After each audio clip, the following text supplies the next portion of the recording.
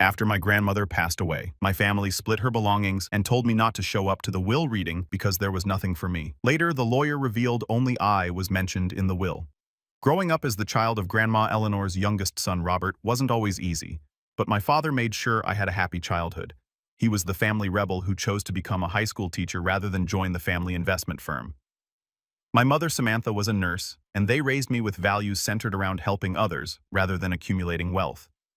Every Sunday, we would visit Grandma Eleanor's Grand Victorian house in the historic district of Boston, a beautiful relic that had been in our family for generations.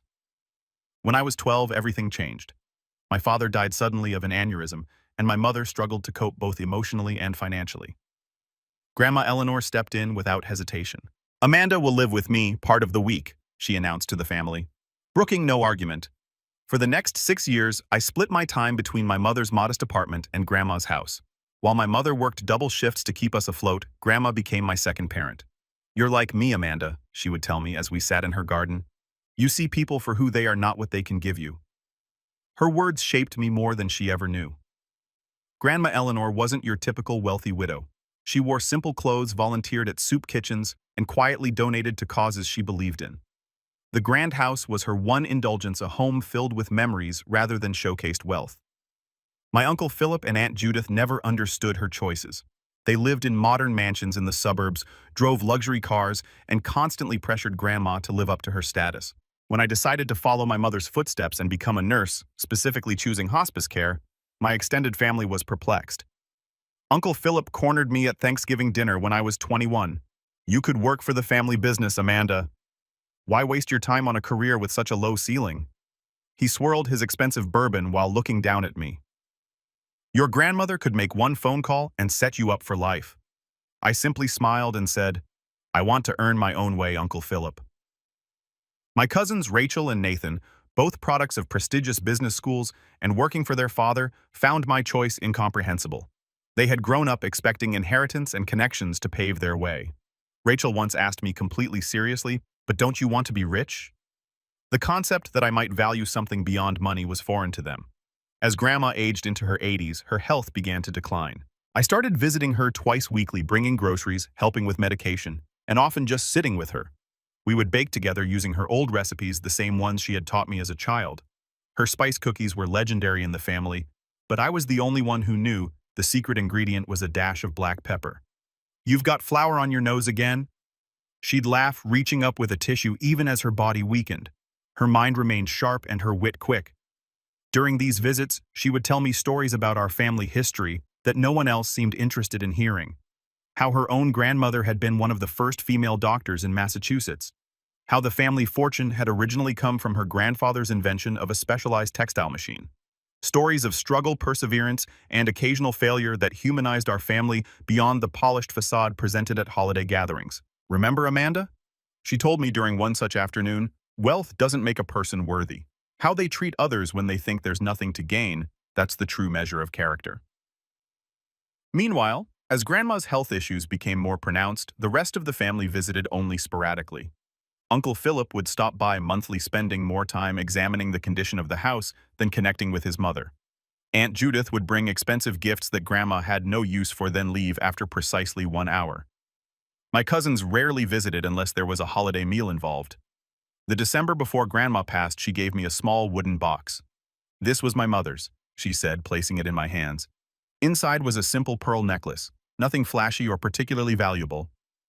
"It's beautiful," I said, genuinely touched. "I want you to have it now," she insisted.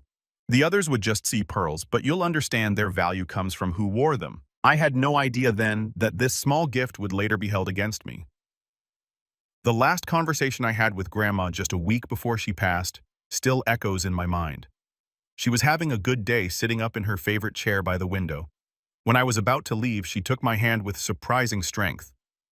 "Amanda, I've been watching all of you for years," she said, her blue eyes clear and direct. "I want you to know that I see everything, and soon I'll be making things right." I assumed she was talking about finding peace before her passing. I had no idea she was planning something that would change all our lives forever. The first major rift in our family happened 3 years ago when Grandma was 85. Uncle Philip called a family meeting at Grandma's house, ostensibly to discuss her care. When I arrived, I found not just family, but also a real estate agent waiting in the living room. "We've been discussing selling the lake house," Uncle Philip announced, referring to our family's vacation property in New Hampshire. Grandma had spent every summer there since she was a child. It's sitting empty most of the year, and the maintenance costs are ridiculous. I glanced at Grandma, whose expression was carefully neutral, but I knew her well enough to see the tightness around her mouth. "Has Grandma agreed to this?" I asked. Uncle Philip waved dismissively. "Mother understands it's the practical choice. At her age, she can't enjoy it anymore anyway. Actually, I said we were just talking last week about her wanting to spend a few weeks there this summer." The room went silent. Aunt Judith cleared her throat. "Amanda dear, perhaps you misunderstood. Mother knows her limitations." Grandma finally spoke up. "I did say that to Amanda. I have no intention of selling my lake house." The real estate agent awkwardly excused herself. And once she left, Uncle Philip shifted on me. "You always do this," he snapped. "You think you know what's best because you spend more time here, but you don't understand the financial considerations." "What I understand," I replied evenly, "is that Grandma should make her own decisions about her property." That night, after everyone else had left, Uncle Philip cornered me in the kitchen. "Listen carefully," he said, his voice slow. "You may think you're special to her, but you're pushing your luck. Don't forget who built this family's wealth, and it certainly wasn't your father." The jab about my father stung, but I stood my ground. "This isn't about money, Uncle Philip. It's about respecting Grandma's wishes." From that day forward, Uncle Philip began what I can only describe as a campaign against me. It started subtly. Comments to other family members about how I was manipulating Grandma, suggestions that I was positioning myself for special treatment in the will. By Christmas that year, it was clear that many in the extended family had shifted against me. At the holiday dinner, Aunt Judith accidentally excluded me from the family photo. Cousin Rachel made pointed comments about fortune hunters while looking directly at me. Even my mother's sister, Aunt Grace, who had always been kind to me, was noticeably distant. After dinner, I overheard Uncle Philip talking to my cousin Nathan. "We need to protect Eleanor from Amanda's influence. She's got her wrapped around her finger, and who knows what she's convincing her to do with the estate." I tried to address these suspicions directly. I sent emails to my aunts and uncles explaining that I had no interest in Grandma's money, that I just wanted her final years to be comfortable and on her terms. The responses were tepid at best. Aunt Judith replied with a "We all want what's best for Mother," while others didn't respond at all. The following Easter, the family held a gathering at Uncle Philip's house. I wasn't invited but learned about it through social media when Rachel posted photos. In one picture, Grandma sat in the corner looking frail and confused. I called her that evening. "Did you enjoy the Easter gathering?" I asked carefully. "It was fine," she said, then lowered her voice. "But they didn't serve the deviled eggs the way I like them, and Philip's house is always too cold. I wish I could have been there," I said. There was a pause. "You weren't invited." The genuine surprise in her voice confirmed my suspicions. She hadn't been told I was excluded. As Grandma's health declined more rapidly, the family began actively limiting my access to her. Aunt Judith instituted a visiting schedule that allocated me only 2 hours on Sunday afternoons, claiming it was to avoid tiring Mother out. When I arrived for these visits, I often found a cousin or aunt suddenly deciding to drop in at the same time, making private conversations impossible. In response, I found creative ways to maintain our connection. I would bring lunch to share with Grandma on my days off from the hospice center. The home health aide, Maria, who genuinely cared for Grandma, would sometimes call me directly when she thought Grandma needed company or was having a particularly good day. The last Christmas before she died, I wasn't invited to the family gathering at all. I received a text from Aunt Judith. "We're keeping the holidays small this year. Mother needs rest." Later, I discovered from Maria that small meant everyone except me. So on Christmas Eve, I dropped off a package with Maria Grandma's favorite spice cookies that we used to bake together, a soft cashmere shawl in her favorite blue, and a photo album I'd created with pictures from her lake house across the decades. When Grandma passed away in April, I didn't get the news directly from family. Maria called me in tears from Grandma's house. By the time I arrived, Uncle Philip and Aunt Judith were already there speaking with the funeral director about arrangements. "Oh, Amanda," Aunt Judith said with artificial sweetness when she saw me. "We were going to call you, of course." The funeral was a parade of family politics. I was seated in the third row behind extended family members who had seen Grandma maybe twice in the last decade. I wasn't asked to speak despite having spent more time with her than anyone in recent years. Uncle Philip delivered a eulogy that focused largely on Grandma's late husband's business acumen and the legacy he had left the family. Through it all, I kept thinking about what Grandma had said about making things right. I had no idea how prophetic those words would prove to be. 2 weeks after the funeral, I was preparing dinner in my small apartment when my phone pinged with a text message. It was from my cousin Rachel, clearly sent to a group by mistake while reading tomorrow at Harrison's office. 2:00 p.m. Mom says not to tell Amanda. I stared at the message, my stomach dropping. A second later, another message followed. Sorry, wrong threat. Ignore that, please. I sat down at my kitchen table, a cold feeling spreading through me. So this was how it would be. They weren't even going to tell me about the will reading. Whatever inheritance Grandma may have left me, they were apparently planning to keep me in the dark about it entirely. All night I debated what to do. Part of me wanted to respect their wishes to rise above the pettiness. I had never cared about Grandma's money. Our relationship had been about love, not inheritance. But another part of me, a stronger part, felt that Grandma would want me there. If nothing else, I deserved to hear her final wishes, even if she had left me nothing. By morning, I had made my decision. I called in to take the day off from work, something I rarely did. I carefully selected my outfit, a simple navy blue dress that Grandma had always complimented, professional, but not showy. I wanted to look respectful, not like someone desperate for money. As I drove to the law office in downtown Boston, my hands were shaking on the steering wheel. I rehearsed what I might say, how I would handle the inevitable confrontation. In the parking lot, I sat for several minutes gathering my courage. Stand up for yourself, Amanda. I could almost hear Grandma say, you belong anywhere I wanted you to be. The law office of Harrison & Associates occupied the top floor of a distinguished old building. When the elevator doors opened, I saw them immediately. Uncle Philip and Aunt Judith, my cousins, Rachel and Nathan, Aunt Grace and her husband Tom, even distant cousin Louis, who had barely spoken to Grandma in a decade. They were clustered in the waiting area, speaking in low voices. Aunt Judith saw me first. Her face froze in mid-sentence, then quickly rearranged itself into a mask of disapproval. Amanda, she said loudly, causing everyone else to turn. What are you doing here? I lifted my chin slightly. I'm here for Grandma's will reading. Uncle Philip stepped forward, physically placing himself between me and the group. You weren't invited. This is for family. I am family, I said simply. You know what he means, Rachel interjected. Family who respected Grandma's wishes instead of trying to influence her. Before I could respond, a door opened and an elderly man with silver hair and kind eyes appeared. Are we all here for the Eleanor Miller estate? He asked, then noticed the tension. Is there a problem? Aunt Judith stepped forward with her most charming smile. Mr. Harrison, there seems to be a misunderstanding. Amanda wasn't supposed to be included in today's reading. Mr. Harrison looked confused. Miss Amanda Miller, Eleanor's granddaughter? Yes, that's me. I confirmed. He consulted his clipboard. Then you're definitely supposed to be here. Please, everyone come in. The conference room was elegant, but not ostentatious, with a long mahogany table and comfortable leather chairs.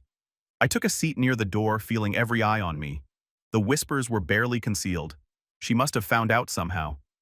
Philip is going to be furious, after everything she pulled with the lake house. Mr. Harrison cleared his throat, bringing the room to order. Before we begin, I should mention that I was Eleanor's friend as well as her attorney for over 30 years. She was very specific about her wishes, and I intend to honor them exactly. He began to reach for a folder, but Aunt Judith interrupted. Mr. Harrison, I feel I should explain the situation with Amanda. She wasn't invited today because we've already discussed the distribution of most items. We didn't want to waste your time. I felt my face burning as everyone shifted to look at me again. We already divided everything, my aunt announced with finality. You weren't invited for a reason. Mr. Harrison frowned, looking genuinely puzzled. I'm afraid there's been a serious misunderstanding, Mrs. Carter. Nothing should have been distributed yet. He looked directly at me. And as for Ms. Amanda Miller not being invited, he opened the folder in front of him and adjusted his glasses. That would be highly irregular considering the contents of the will. What do you mean? Uncle Philip demanded. Mr. Harrison looked up, his expression professionally neutral, but with something like satisfaction in his eyes. I mean that her name is the only one in the will. The room went deadly silent. I felt as though all the air had been sucked out, leaving us in a vacuum where no one dared to breathe. That's impossible, Uncle Philip finally sputtered. There must be some mistake. I assure you there is not, Mr. Harrison replied, his tone making it clear he was not a man who made mistakes. Perhaps it would be best if I simply read the will as Eleanor intended. Mr. Harrison put on his reading glasses and began in a clear, steady voice. I, Eleanor Catherine Miller, being of sound mind and body, hereby declare this to be my last will and testament, revoking all previous wills and codicils. The formal legal language continued for a moment before he reached the critical section. After careful consideration and observation of my family over these past years, I have come to a decision regarding the distribution of my estate. I hereby bequeath all my property, both real and personal, including but not limited to my primary residence at 47 Beacon Hill Avenue, my vacation property at Lake Winnipesaukee, all financial accounts, investments, personal belongings, and family heirlooms to my granddaughter, Amanda Rose Miller. There was a collective gasp. Rachel dropped her water glass, sending it shattering across the hardwood floor. No one moved to clean it up. This can't be legal, Uncle Philip said, his face turning an alarming shade of red. Mr. Harrison continued as if he hadn't been interrupted. I have enclosed a personal letter explaining my decisions, which Mr. Harrison will provide to Amanda privately. However, I wish to make clear that this decision was made with full awareness and careful consideration. He looked up from the document. There is more, but perhaps we should address the immediate concerns first. Aunt Judith was crying now, mascara tracking down her cheeks. After everything we did for her, the doctor appointments, the family dinners, maintaining her social standing when she insisted on associating with those charity people. Nathan leaned forward. Will contest it. She was clearly not of sound mind. Mr. Harrison shook his head slightly. I would advise against that course of action. Eleanor anticipated this reaction and took extensive measures to document her mental competence. She underwent comprehensive cognitive evaluation by 3 separate neurologists in the months before her passing, all of whom certified her as fully competent to make these decisions. As the reality sank in, I remembered Grandma's words, I've been watching all of you for years. She hadn't been making idle conversation. She had been testing us, observing how we behaved when we thought there was nothing to gain. Mr. Harrison reached into his briefcase and removed a sealed envelope. Amanda, your grandmother asked me to give you this letter privately, but given the circumstances, you might want to share certain portions with the family. With trembling hands, I opened the envelope and began to read silently. My dearest Amanda, if you're reading this, then I've moved on to whatever comes next, and you've just discovered that you're my sole heir. I imagine the family is not taking it well. For years, I've watched how each of you behaved around me. Philip visited only when he wanted to discuss rationalizing my assets. Judith came with expensive gifts, but never stayed long enough for a real conversation. The grandchildren, except for you, called only on birthdays and holidays. But you, Amanda, you came because you wanted to be with me. You listened to my stories, baked my recipes, and treated me like a person, not a bank account waiting to be accessed.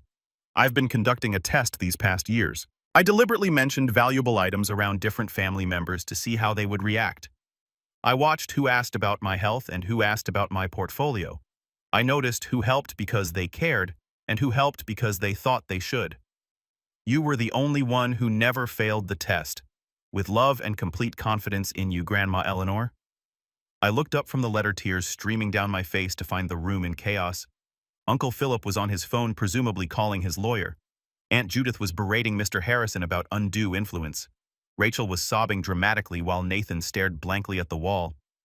There's something else you should all know, Mr. Harrison said loudly, cutting through the noise. Eleanor documented everything. She kept meticulous records of visits, conversations, and behaviors. She installed a security system in her home 2 years ago that tracked who came and went. She saved text messages and emails. She even recorded some conversations, which is legal in Massachusetts as long as one party consents. He opened another folder. Furthermore, Eleanor was aware that items had already been removed from her home without her permission. She maintained a complete inventory with photographs of all her possessions. That's ridiculous, and Judith scoffed, but her voice lacked conviction. Is it? Mr. Harrison raised an eyebrow. Then perhaps you can explain why the Tiffany lamp from the study is currently in your living room, or why Eleanor's diamond tennis bracelet was worn by Rachel at a charity event last month, or why paintings from the lake house have been photographed in Phillips's office. The color drained from their faces. The will includes a condition, Mr. Harrison continued. Any items removed from Eleanor's properties must be returned within 30 days. Failure to do so will result in legal action. Uncle Philip finally exploded. This is your doing, he shouted at me, pointing a trembling finger. You manipulated a confused old woman. You shifted her against her own family. I thought of all the Sunday afternoons I'd spent with Grandma talking about books and birds and family history. I thought of the times I'd driven her to doctor appointments when no one else would take time off work. I thought of the simple joy on her face when I brought her favorite ice cream just because it was Tuesday. "No, Uncle Philip," I said quietly. Grandma knew exactly what she was doing. She always did. The next few weeks were a nightmare. I left Mr. Harrison's office that day with Grandma's letter clutched to my chest and my family's threats echoing in my ears. Uncle Philip's final words to me were, "This isn't over, not by a long shot." He wasn't lying. The very next morning, my phone began ringing before dawn. First Aunt Judith, then Cousin Rachel, then relatives. I barely knew, all demanding explanations, making accusations, or attempting to negotiate for items they felt entitled to. I stopped answering unknown numbers, but the voicemails piled up. "Amanda, this is your Aunt Judith. I expect you to do the right thing here." Your grandmother wasn't thinking clearly. "We all know it. Call me back immediately." "Hey, it's Nathan. Look, I know we haven't been close, but that silver set was promised to me years ago. I can send you the email where Grandma mentioned it. Amanda, this is Uncle Philip. My lawyer will be contacting you. What you've done is despicable and won't stand up in court." By the end of the week, the harassment had moved online. Rachel posted a thinly veiled attack on social media. Amazing how some people can pretend to care about family just to get what they want. True colors always show eventually. Distant relatives I hadn't spoken to in years were suddenly messaging me, either condemning me or trying to establish a friendly connection now that I had inherited wealth. I changed my phone number and locked down my social media accounts. But the stress was taking a physical toll. I wasn't sleeping. I had constant headaches. And my supervisor at the hospice center noticed I was making small errors I never would have made before. "Amanda, is everything all right?" she asked after I forgot to document a medication change. "This isn't like you." I broke down and told her everything. She immediately insisted I take a week of personal leave. "Your patients need you at your best," she said kindly. "Take some time to get your legal affairs in order." During that week, I finally visited Grandma's house. My house now, according to the will. I used the key I'd had for years and walked into the silent, empty rooms that still smelled faintly of her perfume. But something was wrong. The house felt hollow, with conspicuous empty spaces on walls and shelves.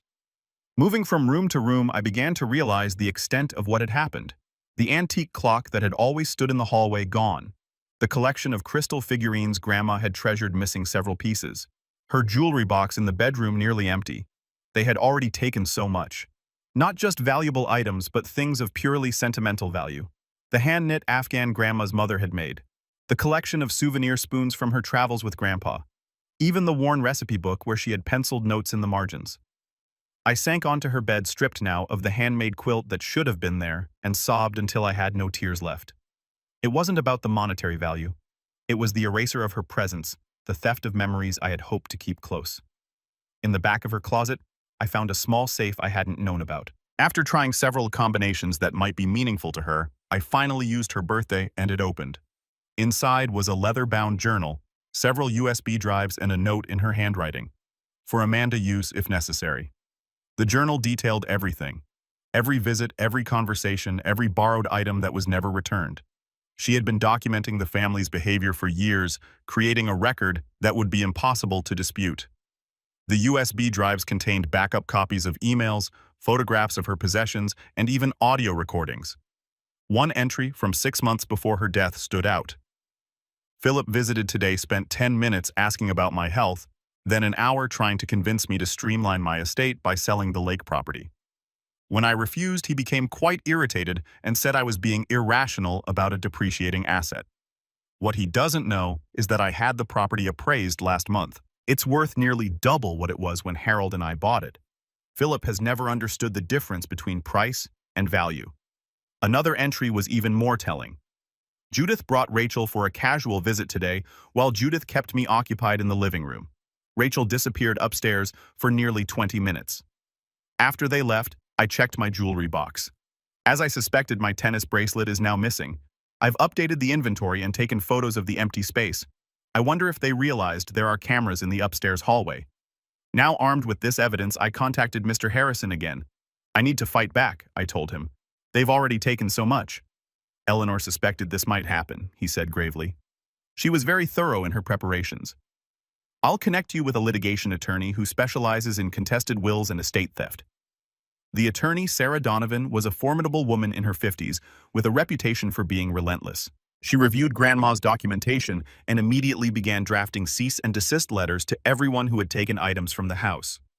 "This is one of the most well-documented cases I've ever seen," she told me. "Your grandmother was extraordinarily methodical. The legal pushback only intensified the family's campaign against me." Uncle Philip, true to his word, filed a lawsuit contesting the will on grounds of undue influence and lack of testamentary capacity. Aunt Judith began calling my colleagues at the hospice center, insinuating that I had neglected patients to spend time manipulating my grandmother. The director of the center called me into her office. "Amanda, I know these accusations are baseless, but they're becoming disruptive. Several families have expressed concerns after receiving calls from your aunt. My professional reputation, which I had built through years of dedicated care, was being systematically attacked. The stress became so severe that I developed insomnia and started having panic attacks. My doctor prescribed anxiety medication and strongly recommended therapy. Your physical symptoms are a direct result of this ongoing stress," she explained. "This level of family conflict creates genuine trauma. Just when I thought things couldn't get worse, I received an email from a local reporter asking for comment on the Miller family estate dispute that has divided one of Boston's oldest families. Somehow the story had leaked to the press. That night, alone in my apartment with the curtains drawn, I hit my lowest point. I seriously considered giving up signing over the inheritance just to make the nightmare end. I pulled out Grandma's letter again, seeking comfort in her words, when my phone pinged with a text from an unknown number. "Amanda, it's Maria, your grandmother's health aide. I still have some things she wanted you to have. Personal things I kept safe. Can we meet?" The next day, Maria handed me a small box. She made me promise to keep these separate from everything else in the house. She said, "You'd know what to do with them when the time came." Inside the box were more memory cards and a small digital recorder. When I plugged the first card into my laptop, I found dozens of video files. Grandma sitting in her favorite chair, talking directly to the camera. In the first video, dated nearly a year before her death, she looked directly into the lens with clear, sharp eyes. "My name is Eleanor Catherine Miller. Today is September 15th, and I am recording this of my own free will, with full mental capacity, as Mr. Harrison can attest." The camera panned to show Mr. Harrison sitting nearby, who nodded and stated his name and the date. "I want to explain my decisions regarding my will," Grandma continued. "For years I have observed my family's behavior. I have tested their character and their motivations, and I have made my decisions accordingly." She went on to detail specific incidents, dates, and observations that had led to her decision to leave everything to me. Her voice was strong, her reasoning clear and specific. There would be no way for anyone to claim she had been confused or manipulated.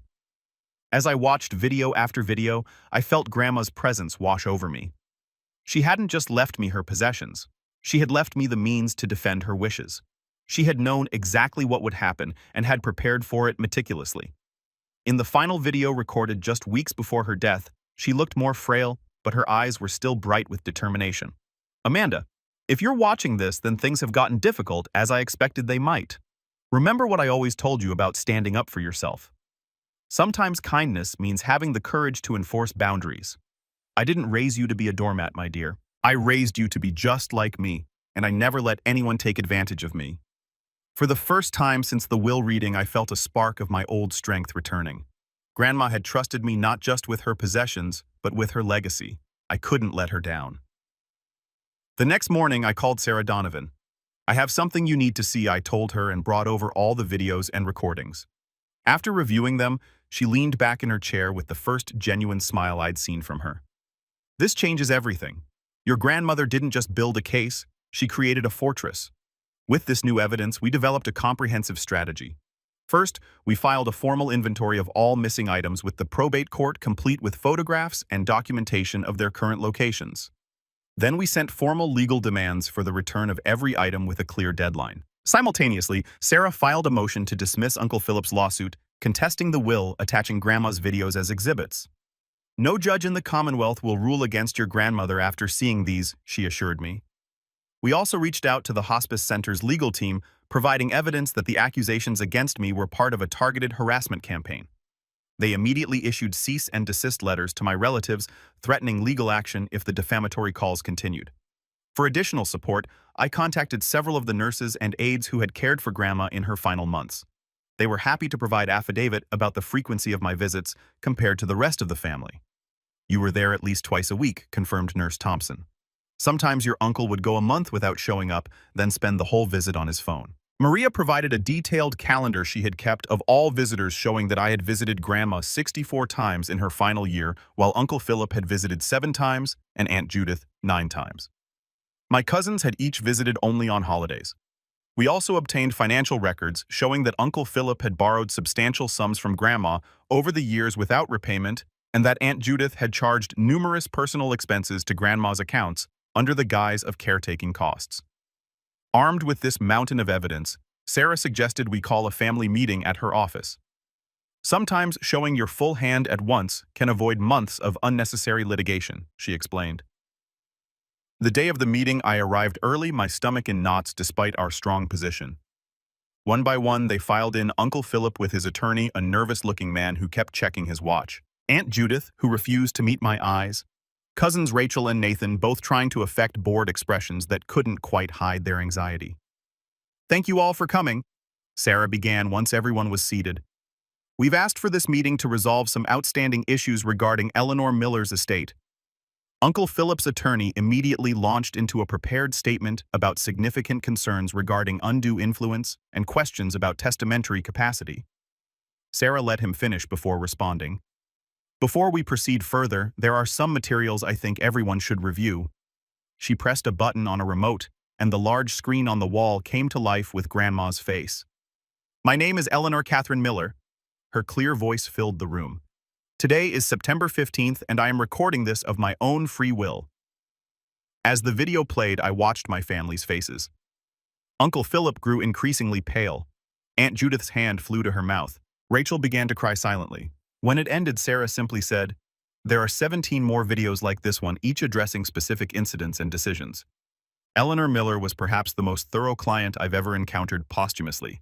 She changed the screen to show a spreadsheet.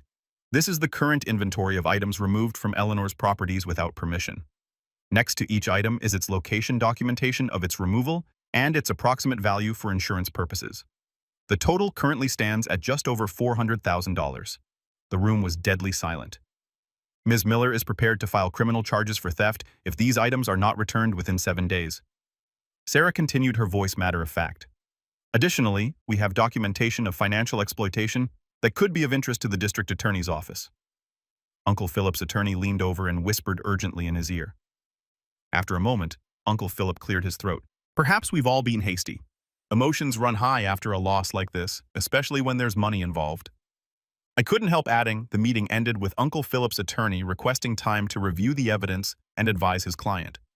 2 days later, he called Sarah to inform her that they would be withdrawing their lawsuit contesting the will. Within a week, items began appearing on Grandma's porch delivered by moving companies rather than returned in person. The jewelry came back via courier, each piece carefully packaged. No notes, no apologies, but at least they were complying. I hadn't expected to hear directly from any of them, so I was surprised when Aunt Judith called me directly. "Amanda," she said, her voice lacking its usual sharpness. We didn't realize how much these past years meant to Mother." "You never asked," I replied simply. There was a long pause. "We thought you were taking advantage of her. We didn't understand why she preferred your company so much, because I saw her as a person, not a balance sheet." Another pause. "Some of us would like to talk, to explain, maybe even to apologize." I considered her words. "I'm willing to listen, but I need time." After we hung up, I sat in Grandma's living room.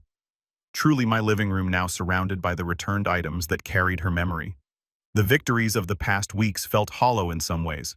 I had the house, the possessions, the legal validation, but I'd lost what remained of my family in the process. The next day, I took action. I called each family member individually, offering them the opportunity to select one sentimental item from Grandma's belongings. Not the most valuable things, but something meaningful to remember her by. Some declined, still too proud or angry. But Rachel surprised me by asking for Grandma's recipe book. She taught me to make snickerdoodles once, she admitted. It's one of my few good memories with her. Nathan requested Grandpa's old fishing tackle box from the lake house. He took me fishing a few times when I was really little.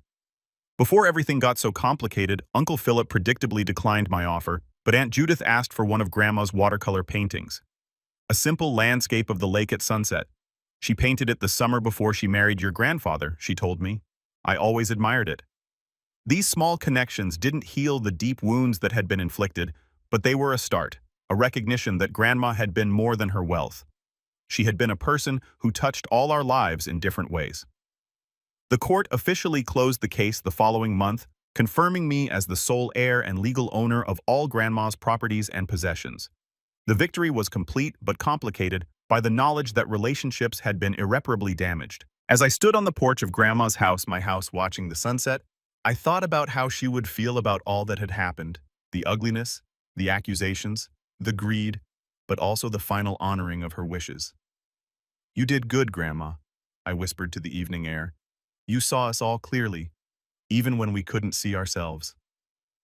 6 months after the will reading that changed everything, I sat in Grandma Eleanor's garden, now my garden, watching bees buzz lazily around the lavender bushes she had planted years ago. The property had transformed in subtle ways.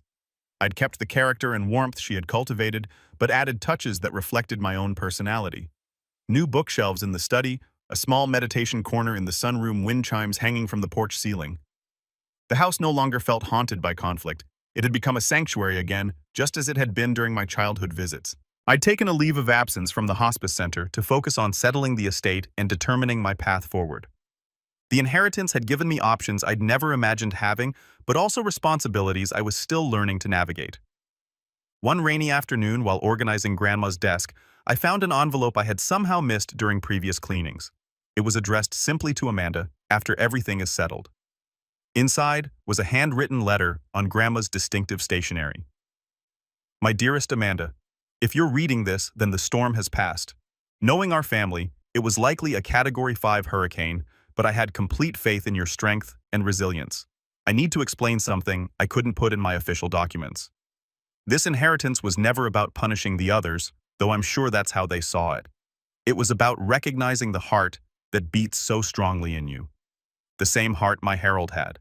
The same heart your father Robert inherited. Money changes people, Amanda. I've watched it happen throughout my life. It can bring out selfishness, entitlement, and cruelty. But occasionally, very occasionally, it finds its way to someone who understands its true purpose, to create security that allows for generosity. I chose you not because you were perfect or because you never disappointed me. I chose you because when you made mistakes, you owned them. When you disagreed with me, you did so respectfully. When you helped me, you did it without expectation of reward. The others will claim I was manipulated or confused. But the truth is simpler. I wanted my legacy in the hands of someone who would honor its spirit, not just preserve its value. Now, some advice from beyond. Don't let this wealth change who you are. Use it to become more authentically yourself. Take that trip to Italy we always talked about. Fund that pediatric hospice program you dreamed of creating. Keep the lake house in the family someday. You might have children who will love it as we did. And perhaps when wounds have healed enough, find ways to include the family again. Not because they deserve it, but because connection matters. Set boundaries. Certainly, I wasn't raised to be a pushover, and neither were you. But leave room for growth and reconciliation. I love you, my dear girl. I'm so proud of the woman you've become, Grandma Eleanor. Tears streamed down my face as I read and reread her words. Even now, she was guiding me, offering wisdom and permission to forge my own path forward.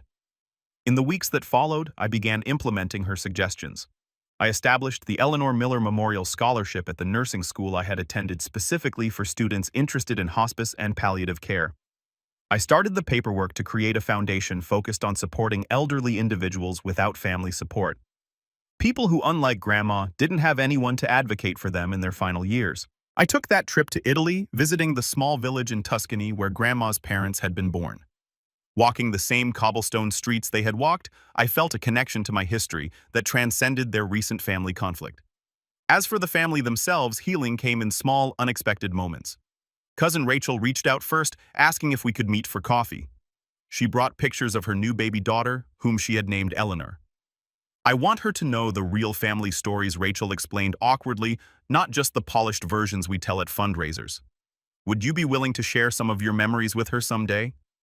Nathan invited me to his wedding, though I suspected his fiancée had insisted. Still, when I attended, he made a point of introducing me to everyone as my cousin, who runs the Eleanor Miller Foundation. It wasn't warm, but it was acknowledgement. Aunt Judith remained distant, but sent a Christmas card with a brief note. Your grandmother would be proud of what you're doing with the foundation. Coming from her, it was practically an olive branch. Uncle Philip never came around. Some wounds run too deep, some pride too rigid to bend. I made peace with that reality while leaving the door open should he ever change his mind. The greatest healing came through an unexpected connection. During one foundation event, I met Grandma's nephew Lucas, my father's cousin who had moved to California decades ago. He'd lost touch with the family but had fond memories of Grandma and my father. Robert was the best of us. He told me over dinner he chose teaching over money, substance over status. Eleanor adored him for living authentically. Through Lucas, I discovered a branch of the family untainted by the inheritance battle. Second and third cousins who shared stories and photographs I'd never seen, expanding my understanding of our family history beyond the narrow narrative I'd grown up with. 1 year after Grandma's passing, I hosted a memorial dinner at the house. I invited only those who had genuinely cared for her. Maria and other caregivers. Mr. Harrison, a few neighbors who had been true friends, Lucas and his family, and yes, even Rachel and her baby Eleanor. We shared stories, laughter, and a few tears, creating the kind of gathering Grandma would have loved. As everyone mingled in the garden afterward, Mr. Harrison approached me with a glass of Grandma's favorite sherry. You know, he said quietly, I've handled hundreds of estates over my career, seen families torn apart and relationships destroyed over far less than what was at stake here. I'm not sure our family fared much better, I admitted. He shook his head. You misunderstand me.